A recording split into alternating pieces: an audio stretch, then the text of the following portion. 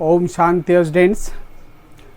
Now last time I discussed the theory part of the energy of electron when electron jumps from one orbit to other orbit. That means the energy release when electron jumps from one orbit to other orbits. Now I am going to discuss the numericals related to energy of electrons. So first of all आपके दिमाग में ये रहना चाहिए कि जिसका numerical हम बनाने जा रहे हैं उसका सारे जितने रिलेशन है फार्मूला है वो आपको दिमाग में आना चाहिए।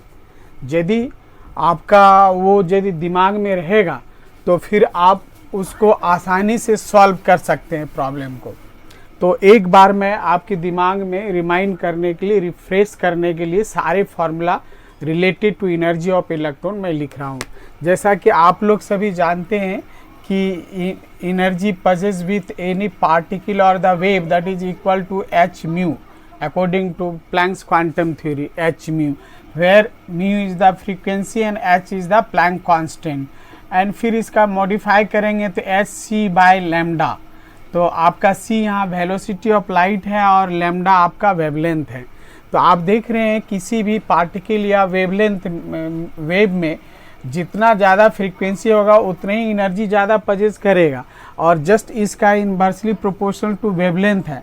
तो आप ये भी दिमाग में रखना है, shorter the wavelength greater will energy possess with it and shorter the wavelength higher the energy and greater the wavelength lower the energy possess with that particle और the wave.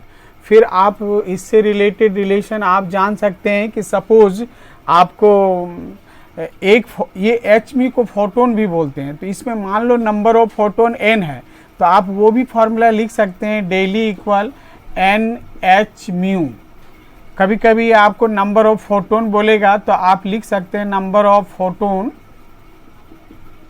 Equal total energy by energy of one photon. Energy of one photon, ठीक है। फिर एक particular orbit में जो आपका energy possess करता है उसको भी आप दिमाग में रखे रहिए। आपको मैं जब इसको डिराइव कर रहा था रिलेशन तो मैं बताया था कि इसको 3 यूनिट में याद रखिए डायरेक्ट, तो आपको न्यूमेरिकली बहुत मदद मिलेगा। रिलेशन याद करने की ज़रूरत नहीं होगा। One form to another form में एनर्जी का बहुत सा यूनिट होता है। जैसे आपको जूल में भी एनर्जी एक्सप्रेस करते हैं, इलेक्ट्रॉन वोल्ट में भी कर सकते हैं, किलो कैलोरी में भी कर सकते हैं। इसलिए डायरेक्ट आप वो रिलेशन ही याद कर लीजिए। यदि e n equal minus 21.79 10⁻⁻19 and z square by n square, आप इसको लिख सकते हैं जूल पर एटम में ये रिलेशन। यदि आपको इलेक्ट्रॉन वोल्ट में लिखना है तो -13.6 z square by n square electron volt लिख सकते हैं। आपको किलो कैलोरी में यदि बोलेगा तो -313.508 लिख सकते हैं into z square by n square और इसको किलो कैलोरी पर मोल में लिख सकते हैं। तो एक पर्टिकुलर ऑर्बिट में जो इलेक्ट्रॉन मूव कर रहा है उसके लिए ये एनर्जी है डिफरेंट फॉर्म में। तो ये भी रिलेशन आपको याद रखना चाहिए। आपको when electron jumps from one orbit to other orbit तो सारा कांस्टेंट टर्म तो वही रहेगा।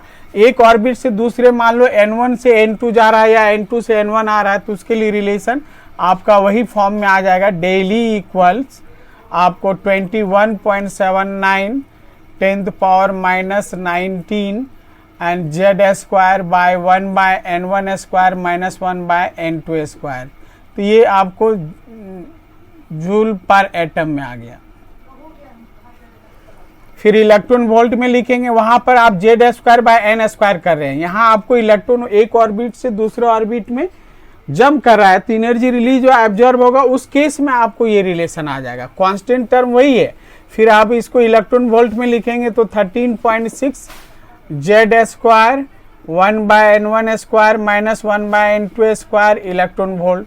किलो केल्विन में लिखेंगे तो वही वैल्यू आएगा 313.5208 लिख सकते हैं, या आपको सिंपली 2 डिजिट तक लिख सकते हैं 5.52 and z square 1/n1 square minus 1/n2 square.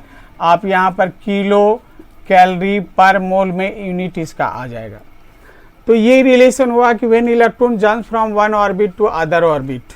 ठीक है, अब आपको फ्रीक्वेंसी के टर्म में यदि आपको पूछता है तो आप रिलेशन म्यू इक्वल क्या लिखेंगे 3.289 and z square 1/n1 10⁻15 into लिखेंगे आप 10⁻15 Z square 1/n1 square minus 1/n2 square और हर्ट्ज लिखेंगे ये।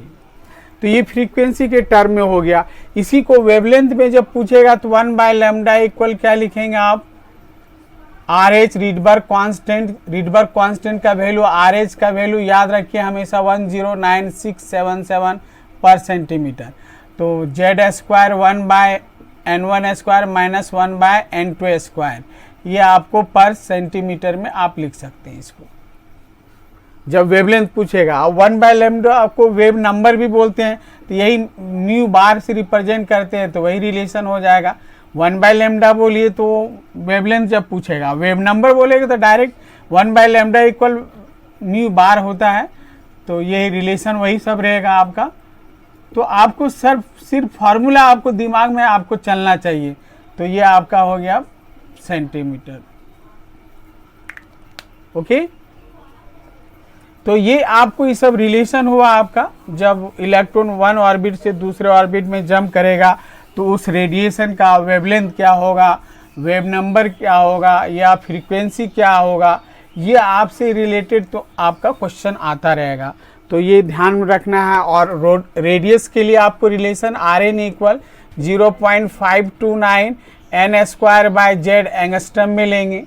ये भी रिलेशन आपको ज़रूरत पड़ता रहेगा, ऑब्जेक्टिव में बहुत काम पड़ेगा ये, तो इसको ध्यान में रखेंगे।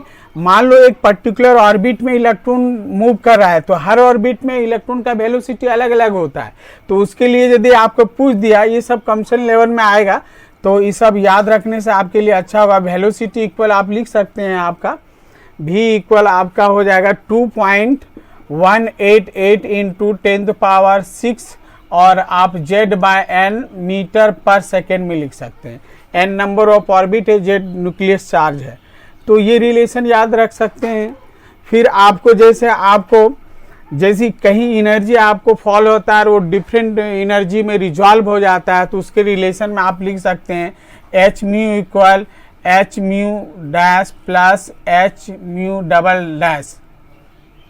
फ्रीक्वेंसी कहिए आपको, आप म्यू इक्वल c/λ होता है तो h/c/λ लिख सकते हैं, hc/λ dash plus hc/λ double dash. तो SC कैंसिल हो जाएगा, तो फाइनल रिलेशन आपको क्या मिला 1/λ equal 1/λ dash plus 1/λ double dash. ये भी एक रिलेशन आपको ज़रूरत पड़ेगा, तो इसको भी ध्यान में रखना है। तो इस तरह से आपको डिफरेंट फॉर्म में आपको रिलेशन है, और यदि ये सारा रिलेशन आपका दिमाग में है तो न्यूमेरिकल बनाने वक्त में आपको जरा भी दिक्कत नहीं होगा। जैसे अब हम कुछ न्यूमेरिकल प्रैक्टिस कराने के ख्याल से अलग अलग पैटर्न में न्यूमेरिकल कितने पैटर्न में आता है इस चैप्टर से न्यूमेरिकल, हर पैटर्न से रिलेटेड आप न्यूमेरिकल को समझ लीजिए, तो मेरे ख्याल से कोई प्रॉब्लम नहीं आएगा। तो अभी आपको मैं कुछ क्वेश्चन में यहाँ लिखा हूँ, उसको कैसे सॉल्व करना है देखिए। फॉर्मूला बहुत फॉर्मूला बेस्ड होता है, कहीं भी ज़रा सा परेशानी नहीं आना चाहिए। जैसा कि मैं समझता हूँ कि फार्मूला यदि याद है तो सारा आप न्यूमेरिकल सॉल्व कर लेंगे। तो जैसे पहला न्यूमेरिकल है, yellow light emitted from a sodium lamp has a wavelength lambda 580 nanometre. तो ये सभी यूनिट है आपका, शॉर्टेस्ट लेंथ के लिए नैनोमीटर आएगा, पाइकोमीटर आएगा, एंगस्ट्रम आएगा, माइक्रोमीटर आएगा, इस तरह से। तो 1 नैनोमीटर इक्वल आपका क्या होता है 10⁻⁻9 मीटर होता है, पाइकोमीटर में 10⁻⁻12 मीटर होता है। ये रिलेशन आपको याद होना चाहिए। एंगस्ट्रम में 10 मीटर होता है। ये सब आपको याद रखना है, 1 पाइकोमीटर 1 एंगस्ट्रम बराबर। तो ये सब भी कभी कभी ज़रूरत पड़ेगा, तो ये सब भी ध्यान में रखना चाहिए। एनीवे, आपका पहला क्वेश्चन है, आपका वेवलेंथ दिया हुआ है आपको, तो आपको जो डाटा दिया है नोट कीजिए, 580 nanometre. Calculate the frequency and wave number. तो कैलकुलेट द फ्रीक्वेंसी का, फ्रीक्वेंसी वाला रिलेशन एनर्जी के टर्म में था ना, एच म्यू आपको है एनर्जी के टर्म में, तो सी बाय लैम्डा, म्यू बराबर होता है ना सी बाय लैम्डा फ्रीक्वेंसी। अभी आपको रिलेशन लिखे थे ना, डेली इक्वल एच म्यू, और म्यू के जगह में आप लिखे थे ना एच सी बाय लैम्डा, तो म्यू बराबर सी बाय लैम्डा, सी जहाँ वेलोसिटी ऑफ लाइट है और लैम्डा वेवलेंथ हो गया। तो ये फॉर्मूला आपको यूज हो रहा है। तो वेलोसिटी ऑफ लाइट आपको सबको पता है 3 × 10⁸ मीटर पर सेकेंड होता है, और लैम्डा आपको नैनोमीटर में है, तो आपको 580 आपको 10⁻⁻9 होता है, तो 10⁻⁻7 सेंटीमीटर में आ जाएगा। चूंकि नहीं, मीटर में ही रखिए 9, चूंकि वो भी आपका 3 × 10⁸ मीटर पर सेकेंड है, तो इसको भी मीटर में रखना है 10⁻⁻9। तो आप इसको जब कैलकुलेट करेंगे तो रिलेशन आपका ये -8 ऊपर चला जाएगा, तो ये रिलेशन आपका आ जाएगा 5 यदि सिंप्लीफाई करेंगे तो आप डायरेक्ट आप ये जीरो भी इसके साथ हटा दीजिए, -8 आ जाएगा और ऊपर जाएगा 16 हो जाएगा। 58 में आपको इधर 300 ले लीजिए, डिवाइड कर दीजिए, तो आपको रिलेशन आएगा 5.7 इंटू अप्रोक्स में लिख लीजिए 5.7 इंटू 10⁻14 आपको पर सेकेंड हो गया फ्रीक्वेंसी का। एनीवे, नेक्स्ट आपका उसी में आपका वेव नंबर बोला है, तो वेव नंबर म्यू बराबर 1 बाय लैम्डा होता है। तो वेवलेंथ आपका दिया है 1 बाय लैम्डा का वैल्यू आपको दिया हुआ है 580, तो उसको मीटर में बदल दीजिए, 580 इंटू 10⁻⁻9 मीटर हो गया। अब इसको आप कैलकुलेट करेंगे तो आपका वैल्यू अप्रोक्स आएगा 1.72 10⁻4। ये ऊपर चला जाएगा, 9 आ जाएगा या 8 आ जाएगा, और आप इसमें जीरो लेके आप करेंगे 4 डिजिट, तो आपको इतना रिलेशन आएगा 1.72 10⁻4 आपका पर सेंटीमीटर। ये सेंटीमीटर हो गया आपका पर सेंटीमीटर, ठीक है, पर सेंटीमीटर में ही यूनिट लिखेंगे। ये वैल्यू पर सेंटीमीटर में आएगा, मीटर है तो इसको सेंटीमीटर बदलेंगे तो आपको 10⁻⁻7 हो जाएगा, और यहाँ एक जीरो है तो 10⁻6 हो जाएगा।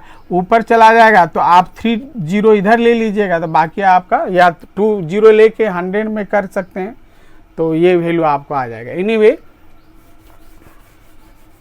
तो ये फर्स्ट न्यूमेरिकल आप फार्मूला बेस्ड था। आप नेक्स्ट में देखते हैं, what is the number of photon of light with the wavelength of 400 picometer that provide 1 joule of energy. ये टोटल एनर्जी 1 जूल बोल रहा है, और उस जो एनर्जी है उसका वेवलेंथ का, उस रेडिएशन का वेवलेंथ 400 पाइकोमीटर में आता है। तो इस तरह से फोटोन क्या होता है, एच म्यू, तो नंबर ऑफ फोटोन पूछ रहा है, ये टोटल एनर्जी 1 जूल है। तो यहाँ एक रिलेशन आप लिख चुके थे, number of photon equals photon equal total energy by energy. आप ये एच म्यू बराबर वहाँ वेवलेंथ में दिया है ना, तो यहाँ पर प्लैंक्स कांस्टेंट ले लेंगे, तो नंबर ऑफ फोटोन, तो वेवलेंथ आपका 400 पाइकोमीटर है, तो h by c by lambda से आपका वैल्यू निकाल लेंगे। c वेलोसिटी ऑफ लाइट है, प्लैंक्स कांस्टेंट 6.66 लेंगे, ठीक है, 10⁻⁻34 जूल में आएगा, और 3 इंटू 10⁸ पर मीटर पर सेकेंड हो गया। वेवलेंथ आपका यहाँ पर दिया है पाइकोमीटर में, तो इसको 400 एंड 10⁻⁻12 ये आ गया। तो ये आपको मालूम हो गया। तो ये आप यदि वैल्यू डिवाइड करेंगे, टोटल एनर्जी तो 1 जूल दिया है, तो 1 जूल हो गया, और 1 फोटोन का एनर्जी आपका इतना दिया हुआ है वैल्यू आपका। तो आप यहाँ लिख सकते हैं 6 ये वाला वैल्यू 6.66 इंटू 10⁻⁻34 एंड 3 इंटू 10⁸ और नीचे वाला जो आपका है 400 इंटू 10⁻12 ऊपर चला जाएगा, 400 इंटू 10⁻−12। ठीक है, तो इसका आप कैलकुलेशन करेंगे, ये सब कैंसिल हो जाएगा बहुत सा, तब आपका इसमें कैलकुलेशन करके देखेंगे तो इसका आंसर आपका करीब करीब आपका आता है, आपका नंबर ऑफ फोटोन में 2.01 टू 10⁻16 फोटोन आ जाएगा।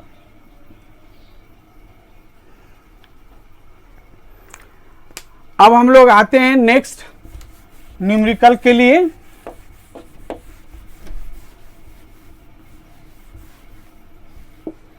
A gas absorb a photon of 355 nanometer emits at two wavelength. If one of emission at 680 nanometer, at what place other emission occurs? जैसे आपका एक फोटो गैस एब्जॉर्ब 355 नैनोमीटर का photon आपको absorb कर रहा है, उससे रिजॉल्व हो रहा है एनर्जी, तो आपका यहाँ पर इमिट्स एट 2 वेवलेंथ, तो यानी वेवलेंथ इसका आपका दिया हुआ है 355 नैनोमीटर का, उसका एनर्जी रिजॉल्व हो रहा है, जिसमें से एक का दिया हुआ है 680। तो आप यहाँ लिख सकते हैं 1 बाय, अभी एक रिलेशन लिखे थे 1 by lambda equal 1 by lambda dash plus 1 by lambda double dash.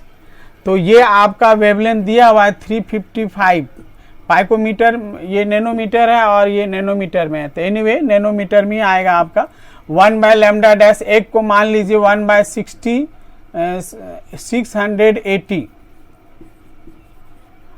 Plus 1 by lambda double dash हो गया, तो 1 by lambda double dash equal क्या हो जाएगा 1355 माइनस 100 680, तो ये 680 माइनस 355, ठीक है, बाय तुम्हारा 355 इंटू 680 होगा, ये आपको माइनस करेंगे इसको तो आपको 325 आ जाएगा, और ये आपका मल्टीप्लाई करने से 24140 आ जाएगा। ठीक है, फिर आप इसको लैम्डा डैश करके निकालेंगे, फिर आप ये 1 बाय लैम्डा डबल डैश है, तो आपको lambda double dash wavelength of another emission का ये आंसर निकल रहा है, तो 24140 और बाय 325, तो ये आपको रिलेशन आएगा आपका थर्ड का क्वेश्चन, इसका आंसर आपको अप्रोक्स तो आपको आएगा 74278 नैनोमीटर आएगा, 74278 नैनोमीटर आ जाएगा, ये करीब करीब आंसर इतना ही आएगा। तो अब फोर्थ न्यूमेरिकल्स है, इसको देखिए।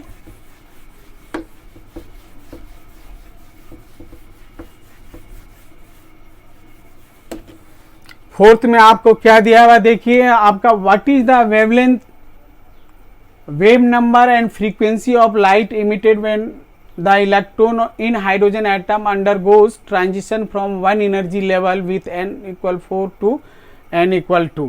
जब हाइड्रोजन एटम में इलेक्ट्रॉन फोर्थ ऑर्बिट से सेकेंड ऑर्बिट में जंप करता है, तब उसकी जो रेडिएशन निकल रहा है उसका वेवलेंथ पूछ रहा है, वेव नंबर पूछ रहा है और फ्रीक्वेंसी पूछ रहा है। तो आपका जब इलेक्ट्रॉन ट्रांजिट करता है, एक ऑर्बिट से दूसरे ऑर्बिट में जंप करता है, तो उसके लिए वेवलेंथ का रिलेशन आपके पास है 1 by lambda equals 1 by lambda equals RH Rydberg constant Z square, hydrogen atom के लिए न्यूक्लियस चार्ज 1 लेते हैं हम लोग, 1 by n1 square minus 1 by n2 square. Okay, तो 1 बाय लैम्डा आपका यदि वेव नंबर भी पूछा है तो 1 by lambda equal wave number भी होता है, इक्वल लिख सकते हैं आपको 109677, ये रीडबर्ग कांस्टेंट ऐसे न्यूमेरिकल में वैल्यू मेंशन किया रहता है, ऐसे आप याद रखेंगे तो अच्छा रहेगा।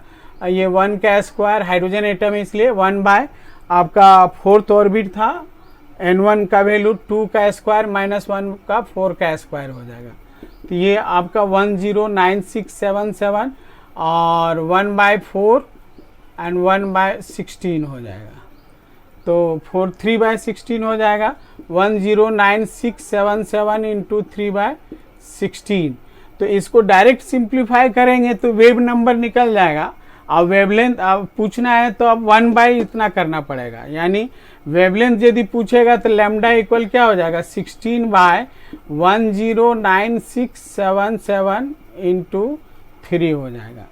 ये सेंटीमीटर में आएगा, ये पर सेंटीमीटर में यूनिट आ जाएगा। तो इसको आप डिवाइड करेंगे 16 से और 3 से मल्टीप्लाई करेंगे तो 16 6 आ जाएगा। तो इसका आंसर आपका 3 से मल्टीप्लाई करेंगे तो वेव नंबर में 20564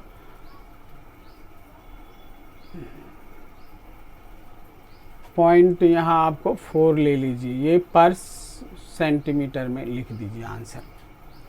और ये यदि लैम्डा है तो आप यहाँ 16 से डिवाइड करेंगे तो आपको 486 इंटू 10⁻⁻7 सेंटीमीटर आंसर आएगा। फिर आपको यहाँ पूछ रहा है फ्रीक्वेंसी, तो फ्रीक्वेंसी जानने के लिए भी रिलेशन है ना, h mu equal c by lambda लिखते हैं, यानी mu equal c by lambda है, म्यू बराबर सी बाय लैम्डा होता है। तो आपको तो वेवलेंथ पता हो गया है, mu equal c by lambda. तो वेलोसिटी ऑफ लाइट 3 इंटू 10⁸ और वेवलेंथ आपका यहाँ निकाल चुके हैं 486 10⁻⁻7। ठीक है, तो आप डिवाइड करेंगे, ये ऊपर चला जाएगा तो 15 हो जाएगा।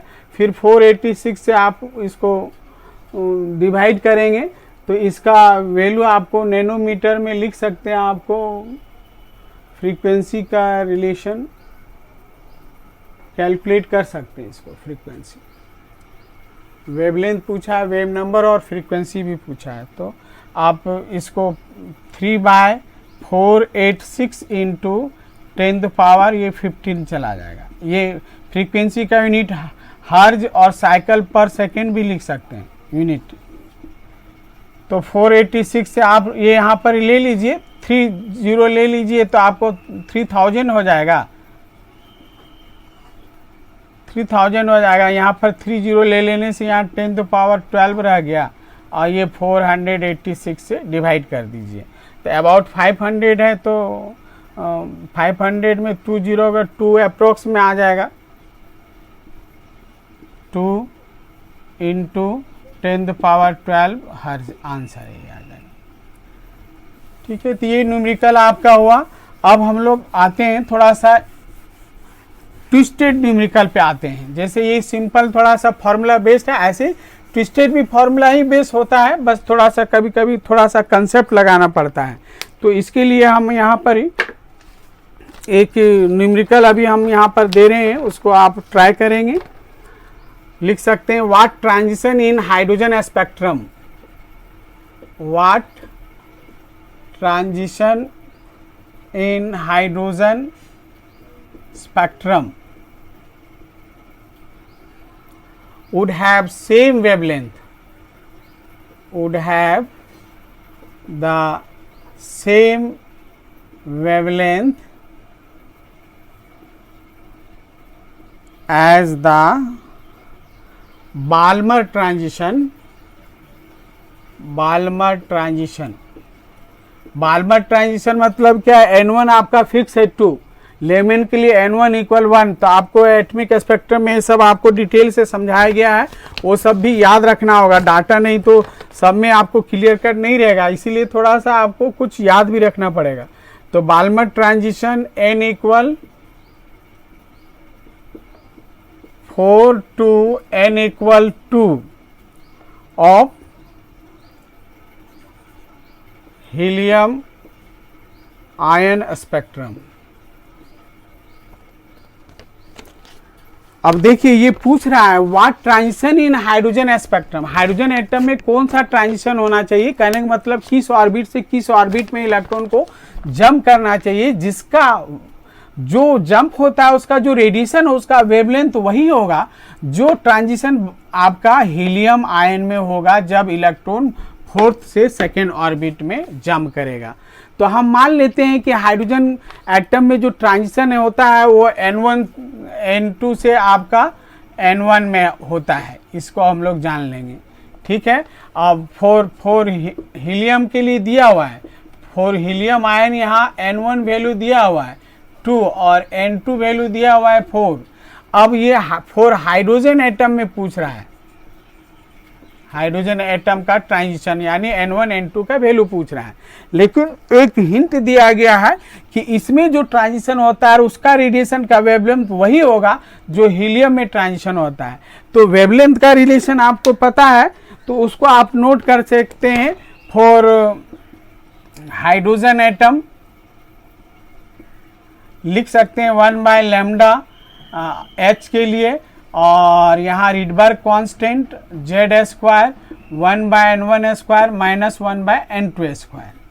फिर फॉर हीलियम आयन के लिए आप लिख सकते हैं λHe plus equal RH Z² 1/N1² minus 1/N2²। ठीक है, तो ये तो हीलियम वाला वैल्यू N1 का वैल्यू दिया हुआ है RH रखिए। Z का वैल्यू आपको 2 लेना होगा, 1/2 का स्क्वायर माइनस 1 का 4 का स्क्वायर ये लेना होगा।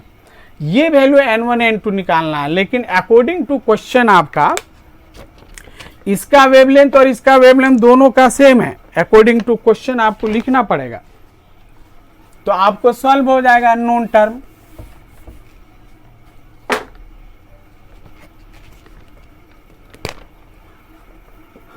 अकॉर्डिंग टू क्वेश्चन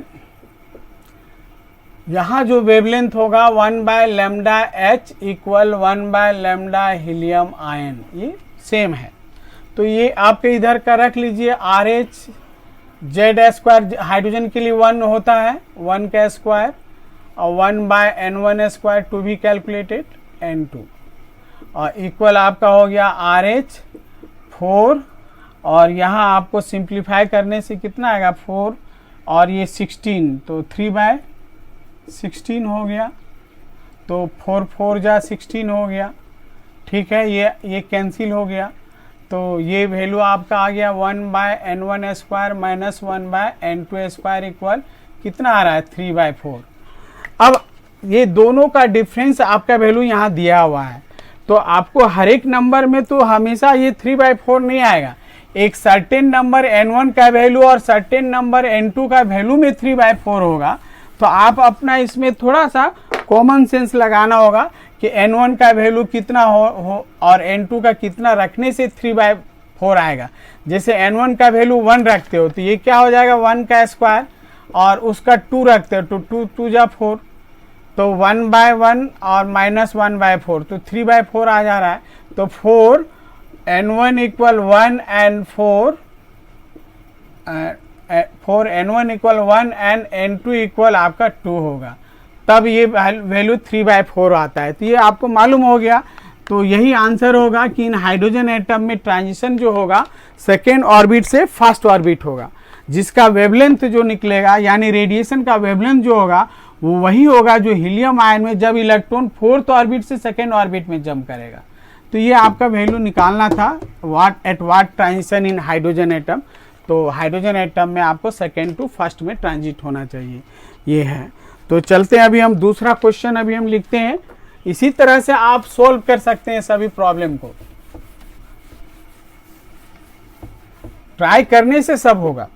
तो नेक्स्ट न्यूमेरिकल आप लिख सकते हैं, calculate the wavelength frequency and wave number of light wave whose period is इतना। कैलकुलेट द वेवलेंथ फ्रीक्वेंसी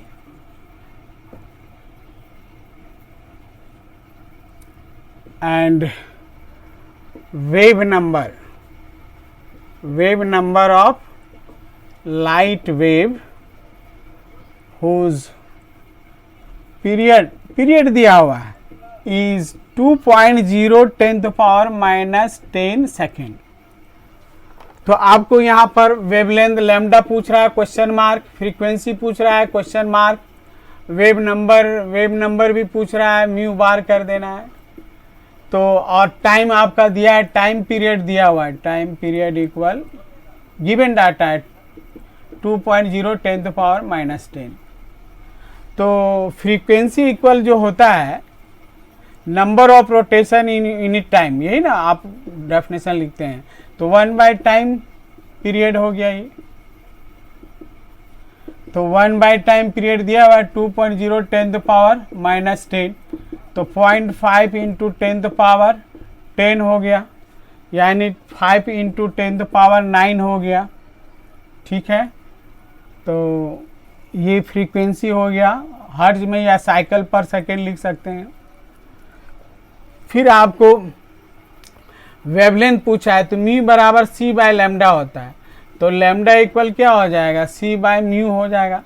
तो फ्रीक्वेंसी आपका निकाल चुके हैं, तो ये 3 इंटू 10⁸ लीजिए वेलोसिटी ऑफ लाइट, और ये आपका 5 इंटू 10⁻9 लिखिए।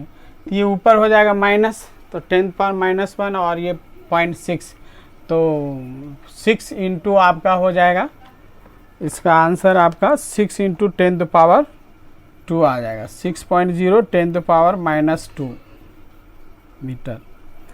फिर म्यू बार यदि निकालना है तो म्यू बार बराबर 1/λ होता है, तो वेवलेंथ निकल गया 1 क्या करेंगे आप, 6 इंटू 10⁻−2, तो इसका वैल्यू 16.6 मीटर हो जाएगा, पर मीटर हो जाएगा।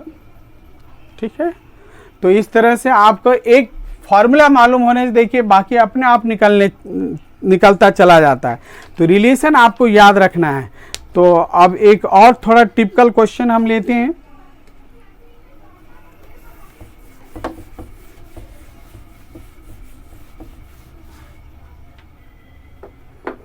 Calculate the shortest wavelength of Balmer spectral line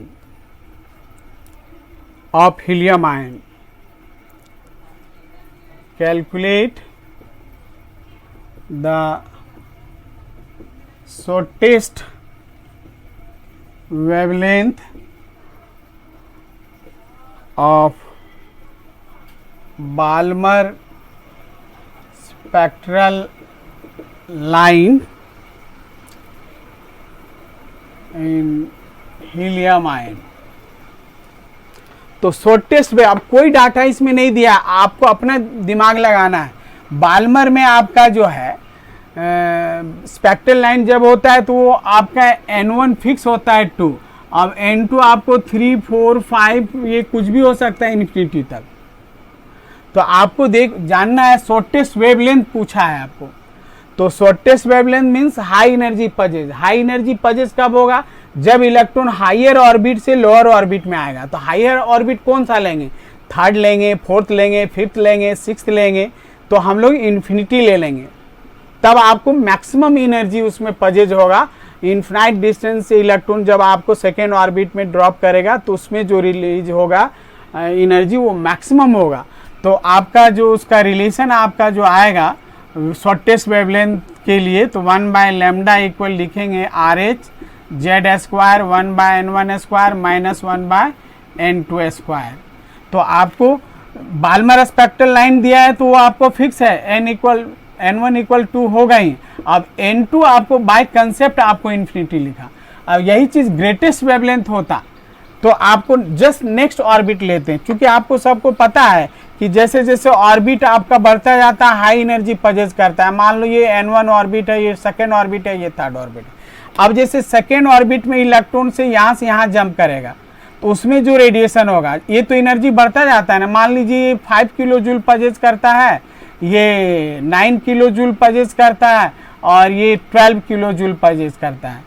तो अब सेकेंड से फर्स्ट में आएगा तो कितना 4 किलो जूल एनर्जी रिलीज करेगा, क्योंकि इसमें इलेक्ट्रॉन सिर्फ 5 किलो जूल रखेगा, बाकी एक्स्ट्रा रिलीज करेगा। लेकिन यही जब आपका थर्ड ऑर्बिट से आएगा तो 12, यहाँ पर इलेक्ट्रॉन में एनर्जी टोटल है 12 किलो जूल। अब वो आपको थर्ड से जब फर्स्ट में आएगा तो सिर्फ यहाँ 5 किलो जूल रखेगा, तो एक्स्ट्रा आपको 7 किलो जूल निकालेगा। माने जितना हायर ऑर्बिट से आप जंप करेगा उतनी ज़्यादा एनर्जी रिलीज होगा, मतलब उस रेडिएशन का वेवलेंथ उतना ही शॉर्टर होगा। Shorter the wavelength higher energy possess with it, ये आपको कंसेप्ट को ध्यान में रखना है। ग्रेटेस्ट वेवलेंथ बोलता तब हमारा आपका N2 बाय कंसेप्ट आप लेते 3। तो ये सब थोड़ा सा दिमाग में रखना है कब क्या वैल्यू लेना है। तो RH का वैल्यू 9677 इंटू हीलियम है तो 2 का स्क्वायर हो गया 1/n1 का वैल्यू 2 का स्क्वायर माइनस 1/इंफिनिटी का स्क्वायर, ये 0 हो गया। तो ये वैल्यू आपका 109677 यानी लैम्डा बराबर 1/109677 ये आपका पर मीटर हो जाएगा, मीटर हो जाएगा सॉरी। तो आप इसको कैलकुलेट कर लीजिएगा, आपको सिर्फ कंसेप्ट को समझना था ताकि हम जल्दी से एक और हम प्रॉब्लम इसमें सॉल्व कर सकें।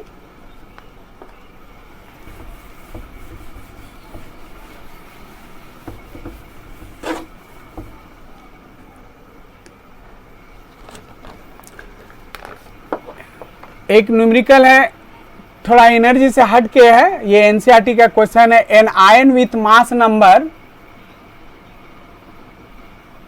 नंबर आपका 56 contains 3 unit positive charge and contain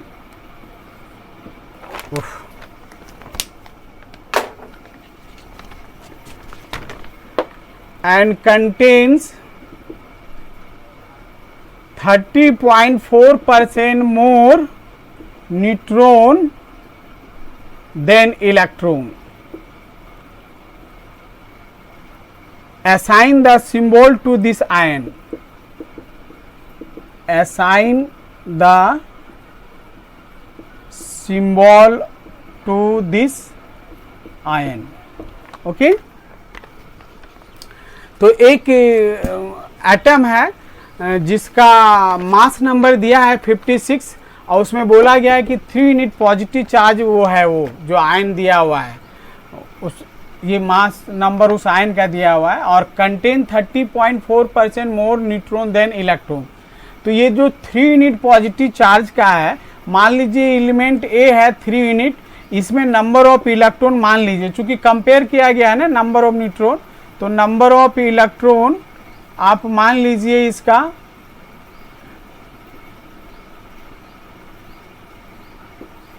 electron in A3 plus, ये x मान लीजिए, थोड़ा देर के लिए आप मान लीजिए x। तो न्यूट्रल एटम में क्या होना चाहिए, उसका number of electron, number of electron in neutral atom by concept क्या होगा x प्लस 3, चूंकि न्यूट्रल एटम में number of electron number of proton आपको इक्वल होता है।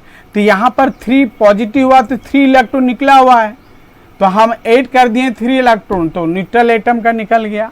अब यहाँ पर ही कह रहा है कि कितना न्यूट्रॉन रख रहा है according to question. According to question लिख सकते हैं नंबर ऑफ न्यूट्रॉन कितना हो जाएगा, कह रहा है कि that contain 30.4% more neutron than its electron. तो इलेक्ट्रॉन तो आपका x था उसमें, अब उसका कह रहा है कि आपको 30.4% मोर है, तो आपका प्लस ये कर दीजिए 30.4/100 इंटू x, ठीक है। तो ये आपको 2 डिजिट डेसिमल हो जाएगा, आप 8 करेंगे तो 1.304x आ जाएगा। और ये न्यूट्रॉन नंबर हो गया, न्यूट्रॉन नंबर हो गया। ये इलेक्ट्रॉन मालूम है, प्रोटॉन मालूम है। अब देखिए आपका मास नंबर दिया हुआ है, तो मास नंबर इक्वल आप जानते हैं, mass number equals proton number that is atomic number plus neutron number. Neutron number आप लिखेंगे आप इसको,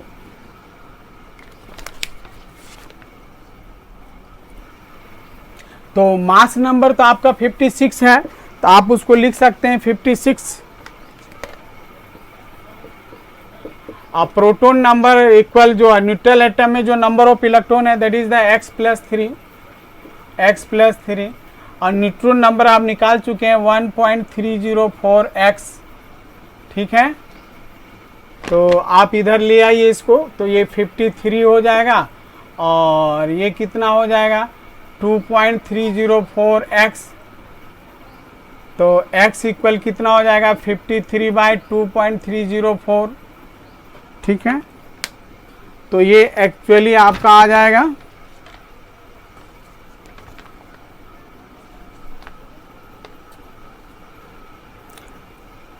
23 आ जाएगा x का value approx.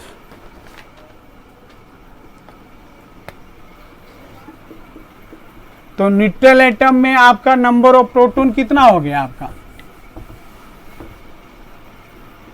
Number of proton that is atomic number भी बोलते हैं आप इसको, ये हो गया 23 + 3 दैट इज 26, यानी वो एटॉमिक नंबर 26 क्या आयरन का, तो Fe3+ आपका आयन, यही सिंबल का आयन है। सो इस तरह से आप न्यूमेरिकल सॉल्व कर सकते हैं। Okay, thank you for listening.